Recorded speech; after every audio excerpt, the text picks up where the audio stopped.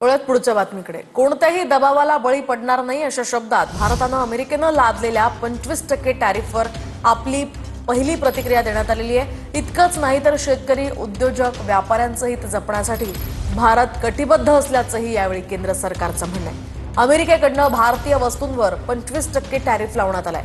1 ऑगस्टपासून हा टॅरिफ लागू होणार आहे अशी माहिती ट्रम्प यांनी दिली होती। ट्रम्प यांनी तशी मोठी घोषणाच केली होती। दरम्यान अमेरिकेच्या राष्ट्राध्यक्षांनी द्विपक्षीय व्यापारासंदर्भात दिलेल्या विधानाची सरकारनं दखल घेतली आहे। सरकार अमेरिकेच्या टॅरिफचा काय परिणाम होईल हे अभ्यासात आहे। तर भारत अमेरिका निष्पक्ष, संतुलित, परस्पर फायदेशीर द्विपक्षीय व्यापार करार करण्यासाठी वाटाघाटी करतोय। आम्ही त्या उद्दिष्टासाठी वचनबद्ध आहोत।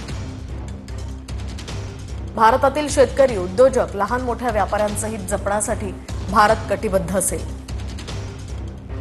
यासह सरकार आपलं राष्ट्रीय हित जपण्यासाठी आवश्यक असलेली सर्व पावलं उचलते।